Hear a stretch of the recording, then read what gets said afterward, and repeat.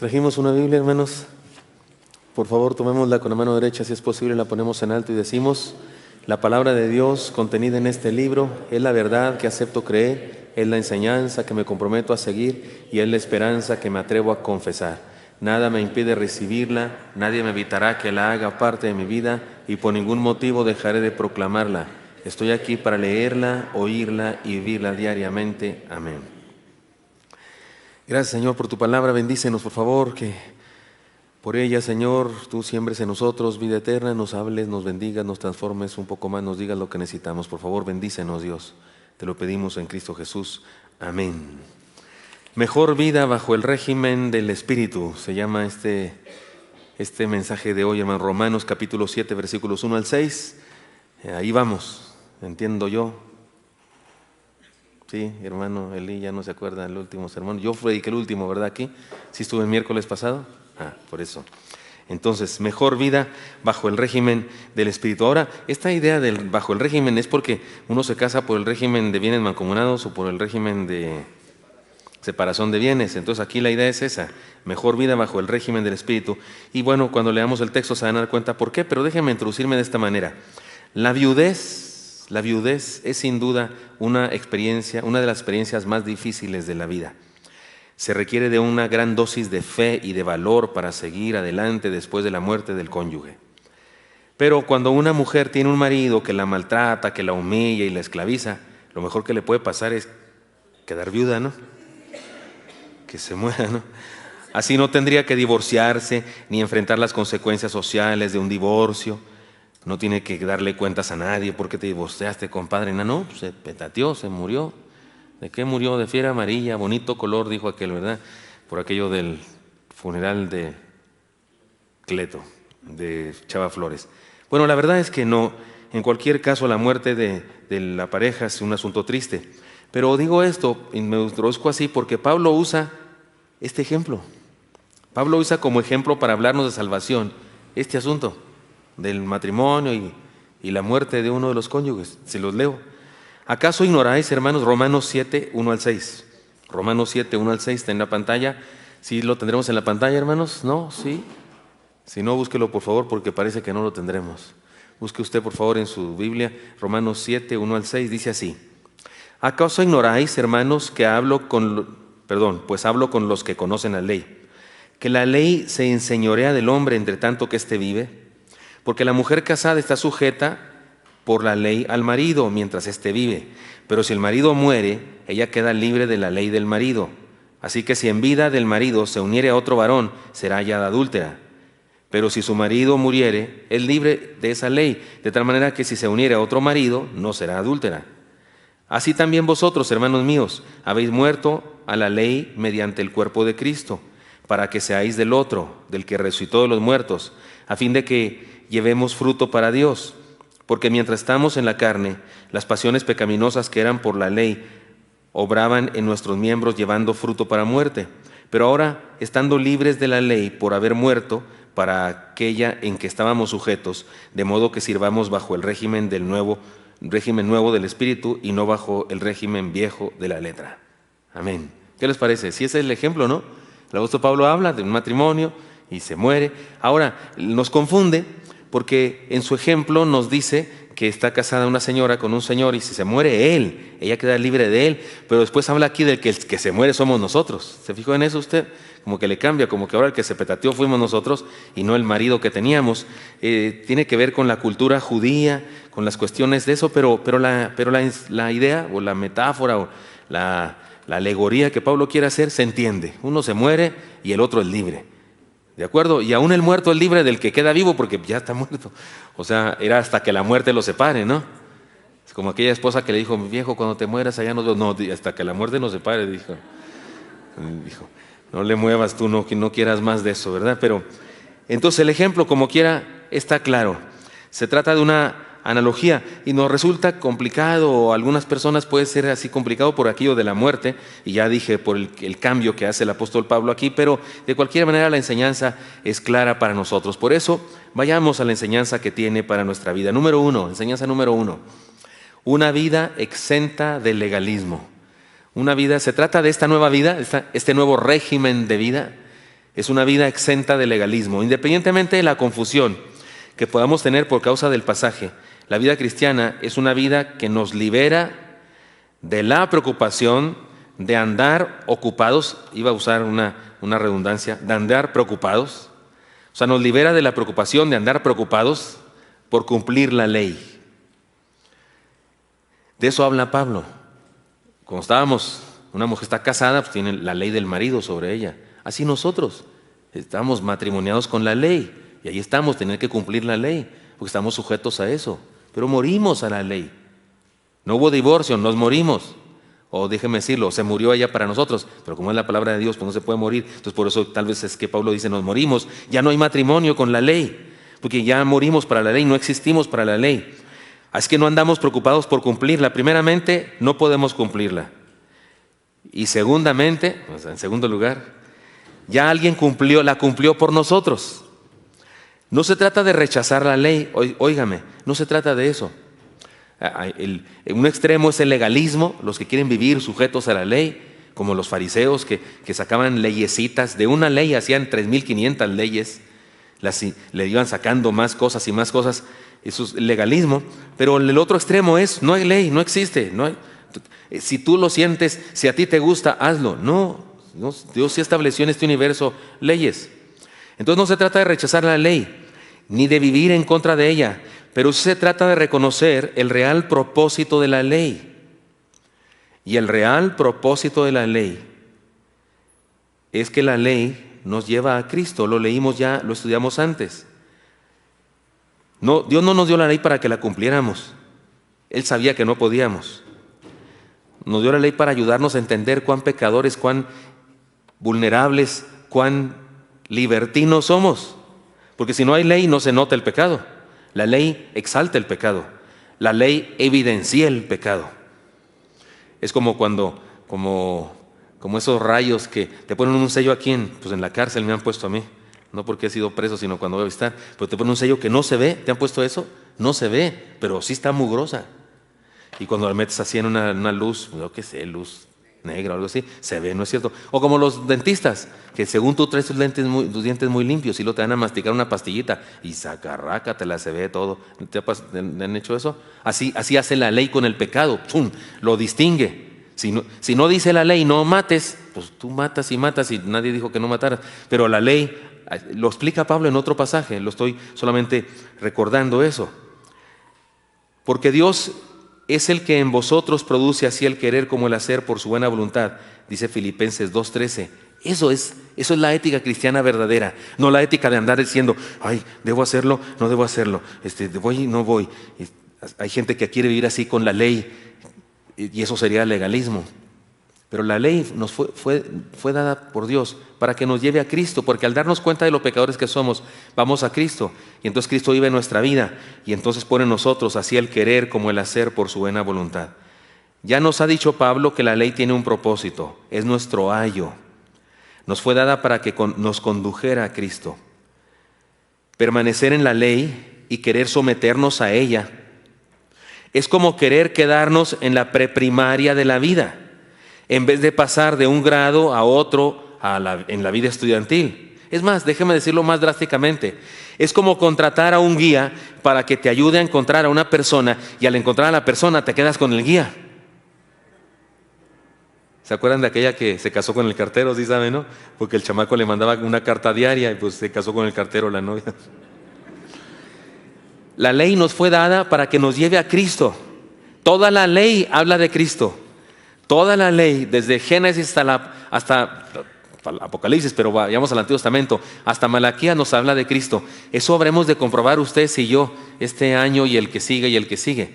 Porque en el camino de Maús hemos tenido una larga introducción de ciencias bíblicas, pero ya vamos a comenzar con Génesis y vamos a poder comprobar que Génesis habla de Cristo y Éxodo habla de Cristo y Números, Deuteronomio y Levítico hablan de Cristo. Y los libros históricos hablan de Cristo, los libros poéticos hablan de Cristo, y los profetas menores y los mayores hablan de Cristo. Todo el Antiguo Testamento habla de Cristo. Porque la ley, eso es nuestra guía a Cristo. Hay quienes creen que nos fue dada para que nos laváramos 7 veces las manos antes de comer, para que preguntáramos a las hermanas cuando van a entrar al templo si están en sus días o no están en sus días, porque ¿saben que hay leyes del Antiguo Testamento que dicen eso? Que las mujeres no deben ir al templo cuando estaban en sus días. ¿Sabe usted eso? Entonces había que poner un diácono ahí a preguntar a las hermanas. ¿Se imagina qué bochornoso y qué inadecuado es eso? Y para que hiciéramos un ritual con cenizas de un sacrificio para limpiarnos y vamos a un sepelio, porque en aquella época estar en un sepelio no le hace que no tocaras al muerto, si lo tocabas era peor, pero con el simple hecho de estar en el velorio estabas inmundo, te habías contaminado ritualmente, tienes que llevar a cabo un ritual para descontaminarte, por así decirlo, espiritualmente. Eso decía en el Antiguo Testamento, ciertas leyes higiénicas y ciertas leyes sociales, rituales de los judíos, y hay quienes pretenden vivirlas así. Cuando esa ley ya se cumplió, porque esa ley nos anunciaba que vendría el Salvador. Lo demostraremos en el camino de Emaús, que cada ritual que se hacía en el Antiguo Testamento, cada cosa que se hacía, apuntaba hacia Jesús. Aquello de degollar un cordero, vaciar su sangre en un lebrillo y luego salpicar al pueblo, cosa que no hacemos el día de hoy, por Dios, no. Aquí en esta iglesia, si alguien lo hiciera, tendría que hacerlo yo, ¿verdad? El pastor. No lo hacemos. Pero eso que hacían era un símbolo de algo que sucedería en la historia y que ya sucedió. Por eso es que no estamos ahora bajo la ley, porque la ley alguien la cumplió. Y su propósito era que nos acercara a Jesús. Desgraciadamente hay mucha gente enamorada y esclavizada por el legalismo, en vez de disfrutar de su relación con Jesús, a quien la ley nos quiere llevar. Insisto, seguir bajo la ley es como haber contratado a un guía para que nos guíe a Jesús, nos guía a alguien, y una vez que encontramos a alguien, seguimos al guía. No, seguimos a aquel a quien buscábamos. La vida cristiana es como haber sido liberados de un esposo esclavizante. Seamos libres en Cristo. El ejemplo de Pablo es ese. Es como haber sido liberados de un esposo esclavizante. Por eso, en este punto, la enseñanza es una vida exenta de legalismo. En segundo lugar, una vida con una nueva relación. La Biblia es muy clara en cuanto a las posibilidades de una mujer para casarse si es viuda. Claro está que tiene que ver con su decisión muy personal, su edad y circunstancias. Es triste que justamente los legalistas del día de hoy, porque el día de hoy hay legalistas, algunos cristianos legalistas del día de hoy admiran, por ejemplo, a Ruth la moabita, la admiran porque se casó con Boaz, pero critican a una hermana que se casa otra vez después de enviudar. Y en este caso, si analizamos las condiciones, Ruth era muy joven y Boaz era bastante grande, tal vez le doblaba la edad. Y aquí cuando vemos que una hermana enviuda y se volvió a casar, pues qué bárbara. En lugar de guardarle luto a su marido, unos 25 años. ¿No es cierto que hay gente chismosa? ¿No es verdad que hay gente así chismosilla? Legalismo puro, ¿no? Una manera de ver la vida equivocada.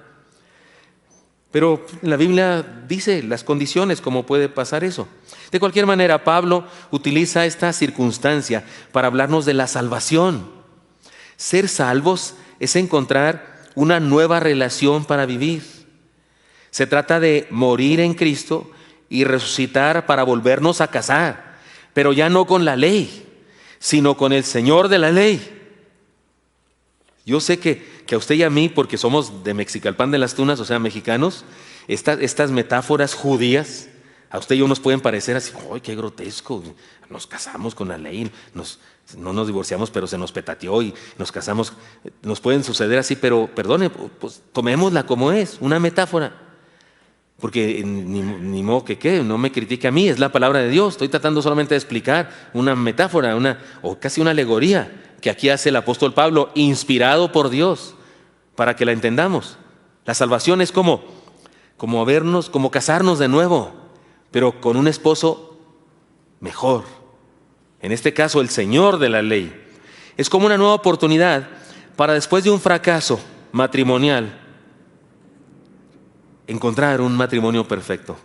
Es un reencuentro con la posibilidad de comenzar de nuevo. Es un borrón y cuenta nueva. Es como estrenar vida por causa de una nueva relación con Dios. Así que les propongo, seamos felices y disfrutemos a nuestro nuevo esposo, Jesús. Y yo sé que a los hombres eso de casarnos con un esposo nos puede resultar, espérese pastor, cálmela. Pero la Biblia eso dice, Jesús es el esposo de la iglesia, ¿sí o no es cierto? De hecho, cuando fueron a buscar a Jesús, su madre y sus hermanos, y dijo él, ¿quiénes son mi madre y mis hermanos? Y señalando a sus discípulos dijo, he ahí mi madre y mis hermanos. Y son los discípulos, todos eran hombres, ¿están de acuerdo? Pero él dice, he ahí mi madre y mis hermanos. Juan le dijo a Jacobo, tú tu madre, yo hermano. No, es una manera de hablar Jesús, somos parientes todos unos de otros. Entonces, interpretemos estas cosas como lo son. Seamos felices y disfrutemos a nuestro nuevo esposo, Jesús, en esta nueva relación. Además, se trata de una vida de buenos frutos. Se trata de un asunto que tiene que ver con la pregunta, ¿para qué sirve la vida? Se trata de encontrar una misión trascendente en la vida. Es entender una dimensión espiritual de la vida. Es vivir para algo más que lo material. Es reconocer que somos más que carne y muchísimo más que lo que comemos.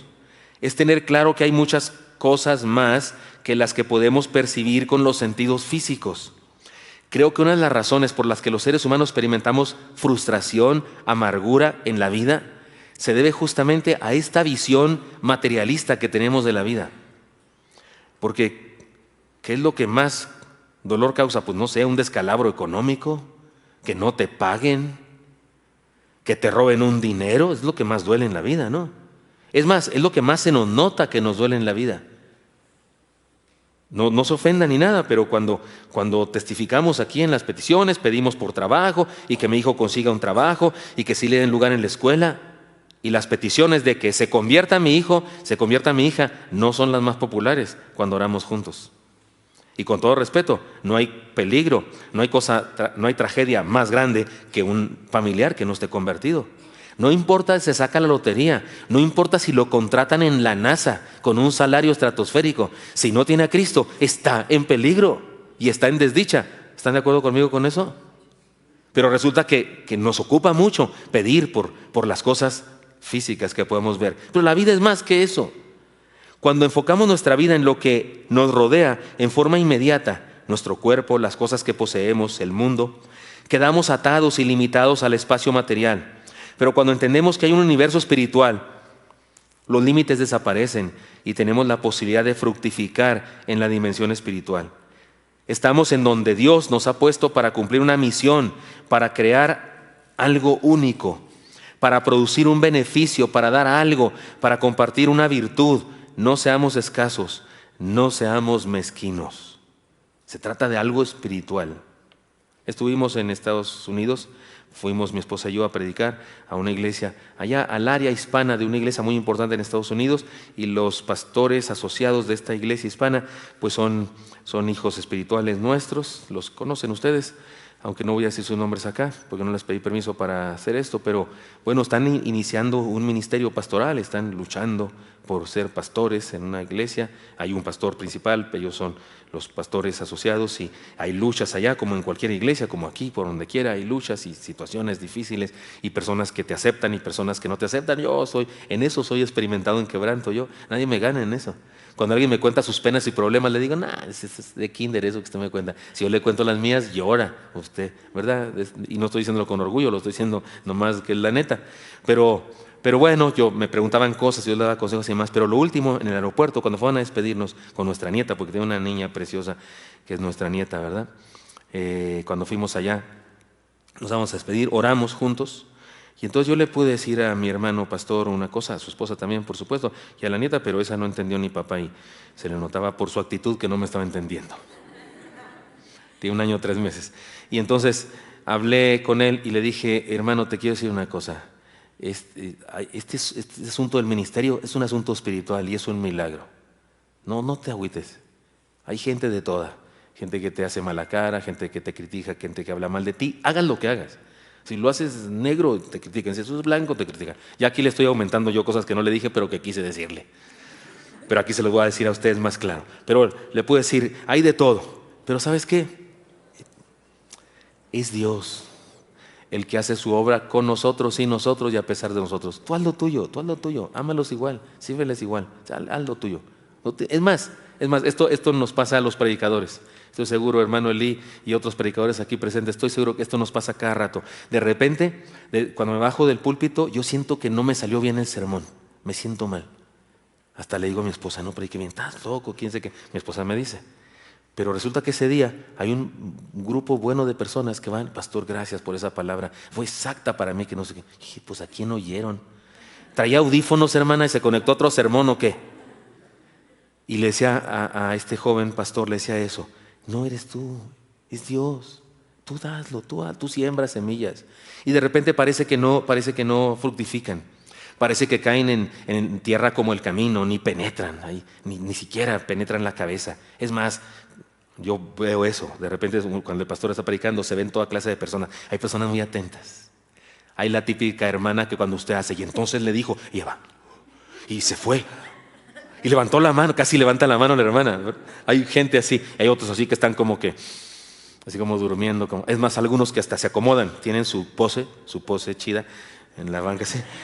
Los que traen lentes oscuros, a menudo, lentes oscuros y es de noche, ¿qué significa? Me voy a dormir, ¿no? Durante el sermón. Y ya expliqué qué pido yo que hagan con los que se duermen en mis sermones. ¿Qué deben hacer? Déjenlos en paz, por favor, que bastante trabajo me costó dormirlos. Ni el psiquiatra, ni el psicólogo, ni el diazepam, ni el Dalai, ni ninguna cosa los duerme. Llegan aquí, yo me los duermo en un punto de sermón. Eso es hazaña. Si me deben contratar los psiquiatras para cuando no puedan dormir, tráiganmelo, yo lo duermo. Así es que hay de todo tipo y ya, por supuesto que le dije más breve, el avión estaba por dejarnos, así que le dije a este pastor más cortito, pero es lo que quería decirle en resumen. Servimos a Dios. Hay algo más allá de lo material. Hay algo más allá de que me pagan un salario. Hay algo más allá. Es más, hay algo más allá de que la iglesia crezca. Porque Oreb ha crecido. ¿Qué remedio? ¿Qué hacemos? Hemos crecido. Algo como iglesia estamos haciendo bien, crecemos. Seguimos bautizando personas. Quiere decir que personas se convierten. No solamente los que llegan de otra congregación y se restauran acá, encuentran sana doctrina o encuentran bendición. No, también los que se convierten, que venían así del cerro, bajados a palos, con todo y ramas, venían, hubo que desenramarlos, ¿verdad? Doctrinalmente. ¿Perdón? Podarlos. Hemos crecido, pero hay algo más allá que eso. En el seminario donde estudié, el Seminario Teológico Bautista Mexicano Lomas Verdes, tenemos un himno, Las Playas Risueñas se llama, y me hace llorar. No lo puedo cantar ni decir, todas las estrofas, pero hay una estrofa que dice, y los camaradas, o sea, los amigos, porque todas las estrofas hablan de los impedimentos que teníamos para servir al Señor, de el cántico de las sirenas que nos hacían no seguir al Señor, pero hay una de las estrofas que dice, y los camaradas nos decían, algo así, no me acuerdo la letra, si no lo canto no lo puedo decir bien, pero es así como, venid hacia el prado, ved los fulgores, algo así del fulgido abril, o algo así, pero la frase que me mata es que la respuesta en el himno, perdón porque no la puedo decir bien siempre sin emocionarme, la frase dice, no, corderos llevamos, algo así como de Cristo el Señor al redil. Eso es algo para mí de pastor, eso es lo que me importa. Todo lo demás es secundario o terciario o cuartiario. Lo principal es un asunto espiritual. Y dice el apóstol Pablo que en esto hay frutos espirituales. Estamos donde estamos, nos ha puesto Dios para cumplir una misión, para crear algo único, para producir un beneficio, para dar algo, para compartir una virtud. No seamos escasos, dice, no seamos mezquinos, compartamos el fruto que Dios espera de nosotros. Para eso nos creó, hay algo más allá de cosas materiales, mucho más allá. Por supuesto que ni modo que andemos desnudos, nos vestimos, por supuesto que sí. Y usted se pone la ropa que más o menos le gusta y la que puede comprar. Pero que le gusta, usted no se pone algo que no le gusta y está bien. Y nos peinamos para el lado que nos queremos peinar. Yo así nomás para atrás porque paso por la cortina y me peino solo. Así como Guille el de Mafalda, ¿verdad? Y así batallo menos, pero cada quien, y si usted tiene dinero para comprarse un carro, pues se compra el que le gusta, pues ni modo que se compre el que no le gusta. Y si un reloj, pues el que le gusta. A mí me gusta este porque este ni me lo compré, me lo regalaron. Ay, disculpen, me lo regaló William da Silva, es de la América. Tiene América por todas partes, incluso acá abajo, ya se me quedó tatuado aquí. Pero eso es de quinta categoría comparado con lo que hacemos espiritualmente aquí. Cuando Pablo habla de este asunto, de esta especie de ser viudos de la ley y luego un nuevo matrimonio, una nueva relación con Cristo, y esa nueva relación es para dar frutos espirituales. Compartamos el fruto que Dios espera de nosotros, para eso nos creó. Y además, por último, se trata de una vida bajo el régimen del Espíritu. ¿Se acuerdan aquello del régimen de bienes mancomunados o régimen de separación de bienes? Está clarísimo, no estamos bajo la ley, estamos bajo el Espíritu. Vivir en Cristo es experimentar un nuevo régimen de vida, es establecer un nuevo proyecto de vida. Se trata de nuevos valores, nuevos principios de actuación, una cosmovisión renovada, un diseño de personalidad distinto. Tiene que ver con la pregunta: ¿en qué te basas para vivir? ¿Cuál es tu fuente de autoridad? Si la respuesta a estas preguntas es la ley, entonces eres un esclavo del pecado, porque la ley no es pecado, pero el pecado se sustenta en la ley para esclavizarnos. Si la respuesta es: ¿en qué te basas para vivir? En el Espíritu de Dios, entonces tienes la posibilidad de ser mejor cada día, porque has sido santificado por Dios y estás siendo santificado cada día más por su Espíritu.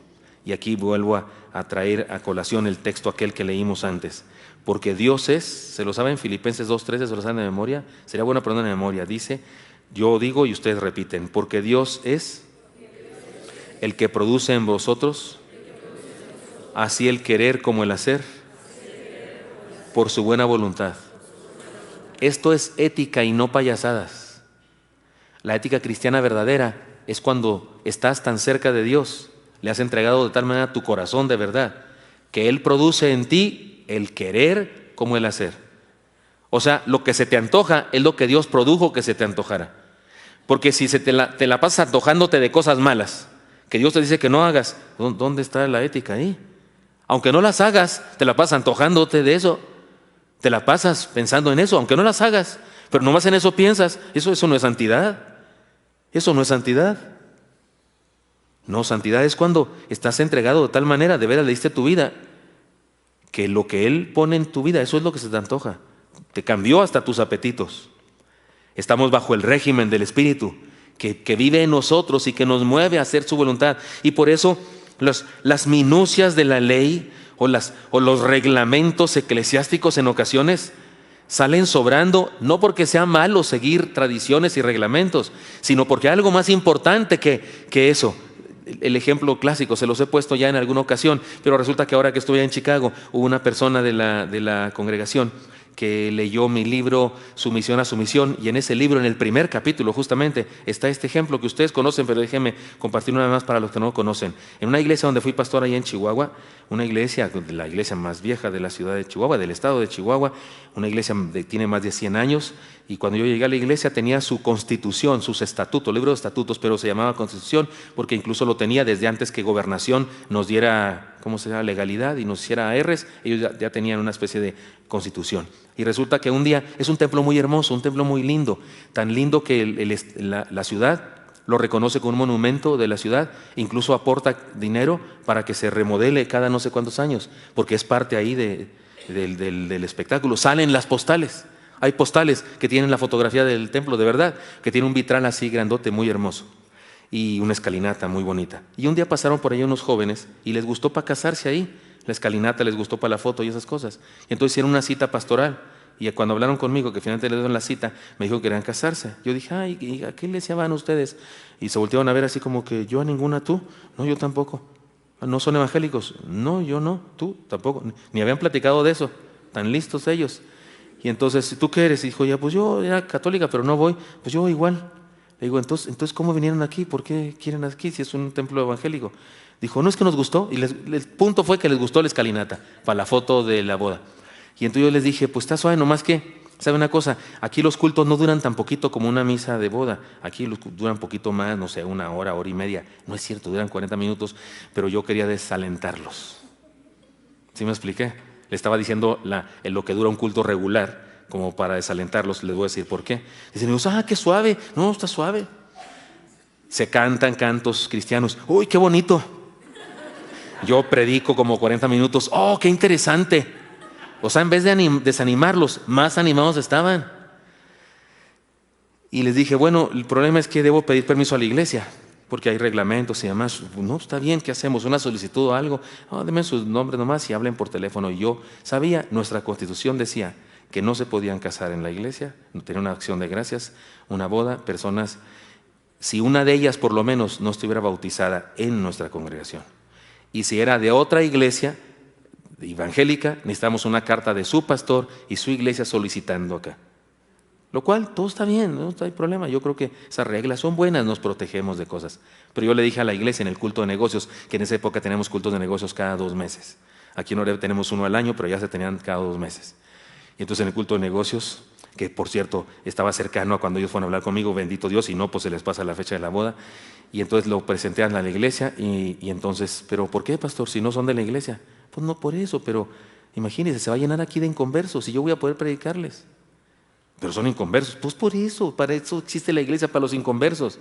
Yo no lo decía así desesperado como estoy ahorita, pero casi.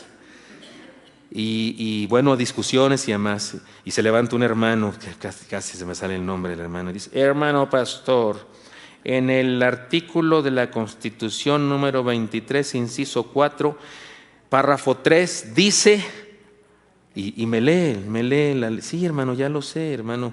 Ya sé lo que dice, por eso vine con ustedes, por eso no les dije que sí a los jóvenes de un jalón, sino que vine a pedirles permiso a ustedes.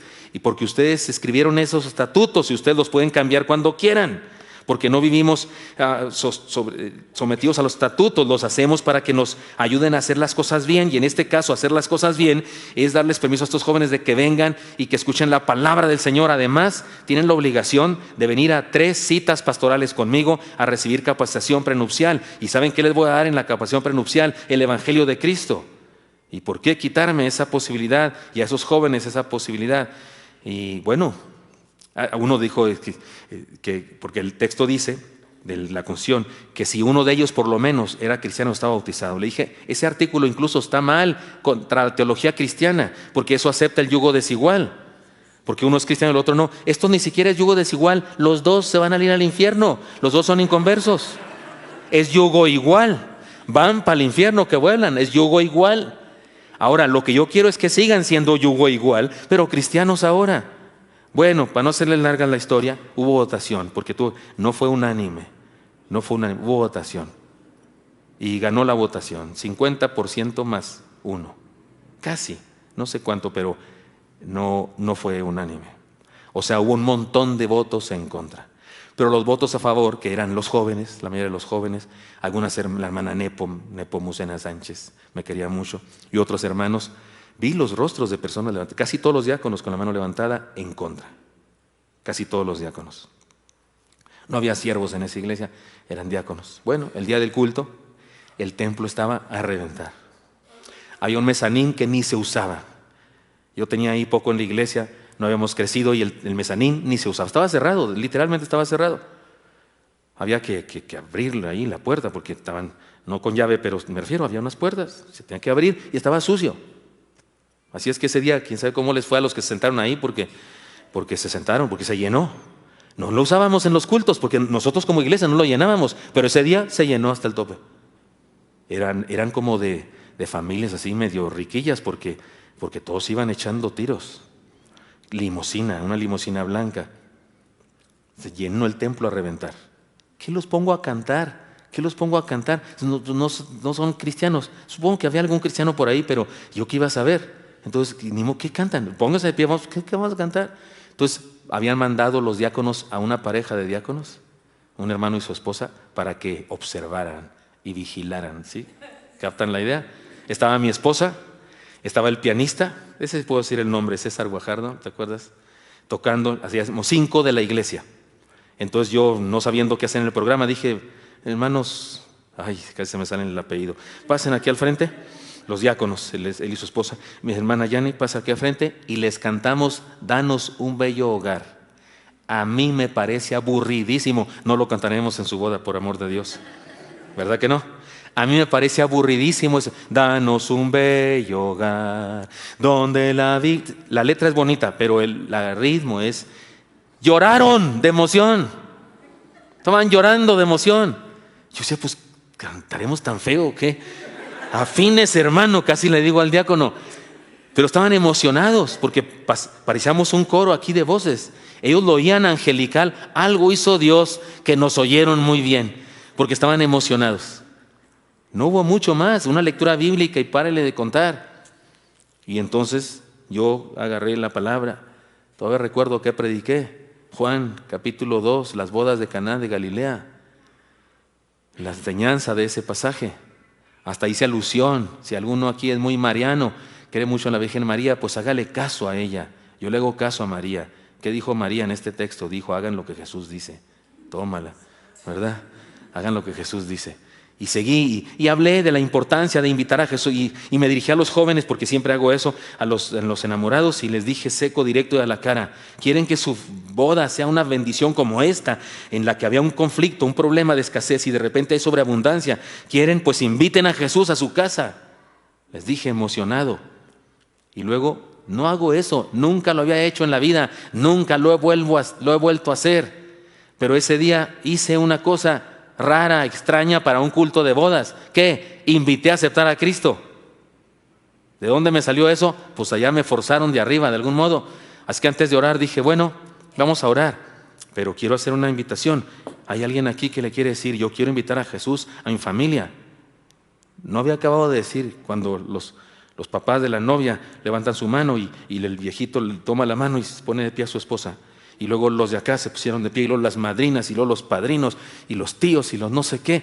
Y yo, que soy de Club de Llorones, no podía seguir hablando. No hice gran invitación, no insistí, como evangelista de esos profesionales que duran media hora haciendo invitación. No, apenas dije y empezó la gente a ponerse de pie, y ni siquiera había dicho que se pusieran de pie. Los novios, por supuesto, se pusieron de pie y tenían lágrimas en su rostro. El de la limusina, que ni de la familia era, andaba de blancos, así de como de chofer, gorrita y todo eso, traía su gorrita acá. Estaba allá en el vestíbulo, y abrió la puerta y estiraba su mano para que yo lo viera, porque yo cuando podía hablar decía Dios lo bendiga, y él quería que le dijera Dios le bendiga, hasta que le dije Dios lo bendiga. Ya lo vi, joven, lleno de personas de pie, manifestando su acción de aceptar a Cristo.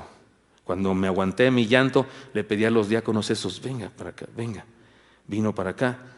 Y en el oído le dije, por favor, grábese esta imagen. Y la próxima vez que tengamos culto de negocios, díganle a toda la congregación que ¿quién se creen para impedir esto a la gente inconversa? Son buenas las reglas, las tradiciones tienen sentido, tienen propósito, pero son instrumentos para algo más alto que eso, para algo más grande que eso. Por eso no rechazamos la ley, no, es la ley de Dios. La ley nos habla de Cristo, nos lleva a Cristo. Pero una vez que nos encontramos con Cristo, hemos muerto a la ley y ahora somos de Cristo y vivimos por Cristo. Y nuestro fruto es espiritual y trascendemos circunstancias de la vida, trascendemos incluso reglas de la vida, con tal de que el fruto espiritual se dé en las personas, porque estamos bajo el régimen del Espíritu. El esposo de mi hija, dice una mujer mayor, le da muy mala vida. ¿Ha oído esa frase usted? Estoy ahora con la conclusión. Le da muy mala vida. Es una frase de señora, ¿no? Le da muy mala vida. Es una expresión muy interesante. Bueno, apliquémosla. ¿Qué clase de vida te da tu religión, hermano? ¿Qué clase de vida te da tu religión? ¿Qué clase de vida te dan tus creencias? ¿Te dan buena vida tus creencias? ¿Por causa de tus creencias eres una persona feliz, dichosa, o te la pasas amargada, con sentimientos de culpa, como caballo de picador? Siempre digo esa frase, así que no te dejan ir para ningún lado. ¿Cómo te trata tu religión? ¿Qué clase de vida te da? Tu tradición, tus creencias, tus cosas que haces obligatoriamente, porque así dice tu religión. Lo que crees se justifica en la forma como vives. Lo que creemos se justifica en la forma como vivimos. Si lo creemos, las cosas en donde se funda nuestra vida nos deben hacer mejores personas, más felices, para seguir adelante, para triunfar. Pero si aquello en lo que sostenemos nuestra vida no nos está funcionando, oiga, pues lo más recomendable es no se divorcie, pero muérase a eso. Porque acuérdese que aquí la metáfora es de que se muere uno de los dos. Muérase a eso y cásese otra vez. ¿Y ahora con quién? Con Cristo, con la salvación en Cristo. Y vivamos bajo el régimen del Espíritu. Encontrarnos con Cristo es encontrarnos con la plenitud de vida. No nos conformemos con menos. Vivamos la mejor vida con Jesús. ¿Bajo qué régimen está casado usted, hermano, hermana? ¿Bajo qué régimen está casado? Cuando hablo de los asuntos del matrimonio, en Efesios capítulo 5 hay un texto que los hombres pensamos que debe estar en letras de oro muy grandes en toda casa, esos que dicen la mujer esté sujeta a su marido. ¿No es un buen texto, hermanos varones? Pues las mujeres prefieren ese otro texto que dice: maridos, amad a vuestras mujeres como Cristo amó a su iglesia y se entregó a sí mismo por ella. Ándeles, pócatelas. Si nos fue peor a nosotros, la verdad que sí. Pero el versículo 21 dice: someteos unos a otros. Someteos unos a otros. Y yo digo que el esposo se somete a la esposa y la esposa al esposo. Lo dijo Elías hace poquito, creo que dijo eso. Sí, porque no estaba yo aquí, pero sí lo vi porque vemos los cultos. Te tengo checado, cuate. Y siempre hay alguien muy macho en la congregación que discute eso. Pastor, es que yo creo que no sé qué. Yo le digo, hermano, no discute. Como dijo Lucha Villa, mi paisana, no discutamos. No discutamos. Preguntémosle a su esposa y a sus hijos cómo les va. Y usted pregúntele a los míos. No discutamos. Porque las creencias se prueban en el vivir, ¿no? En la vida. Y usted, como marido, debe hacer feliz a su esposa y debe hacer feliz a sus hijos. Pues como cabeza del hogar, usted dirige su casa para que su casa esté bien fundada, estén dichosos, felices, en plenitud. Y si por sus leyes su esposa está toda ofendida, amargada y sus hijos todos oprimidos, discúlpeme, pero sus tradiciones, sus creencias no sirven para nada. No, sí sirven para mucho, pero sirven para maldición. ¿Estoy hablando claro? Así es esto. ¿Qué clase de vida te da tu religión? ¿Qué clase de vida te dan tus creencias? Porque aquí Pablo dice: el esposo, la esposa, se muere el esposo, entonces la esposa es libre de casarse con quien sea. Y luego dice que así es la salvación y que morimos a la ley y ya no estamos casados con la ley. Ahora tenemos una nueva relación, una relación de amor, una relación de esperanza con Cristo y vivimos bajo el régimen del Espíritu. Por eso conviene finalmente preguntarnos, insisto, ¿qué clase de vida nos está dando nuestras ideas, nuestra religión? Porque si no nos hace felices y plenos, busquemos entonces una relación con Cristo y vivir bajo el régimen del Espíritu Santo, y entonces tendremos mejores posibilidades de encontrar la plenitud. No te conformes con menos que vivir la mejor vida en Cristo Jesús. Como digo los miércoles, he dicho. Oramos. Señor Santo, te doy gracias porque me das permiso de hablar tu palabra, Señor, con mis hermanos, y te pido, Dios, que nos bendigas y que nos permitas vivir, Señor, más allá de una religión legalista, costumbrista, ritualista, vivir, Señor, en tu Santo Espíritu todos los días, dando testimonio de tu verdad, Señor, compartiendo la vida a otras personas y entre nosotros mismos como hermanos en la fe. Bendícenos, Dios, a mis hermanos y a mí para vivir así a plenitud. Pongo nuestras vidas en tus manos, en Cristo Jesús. Amén.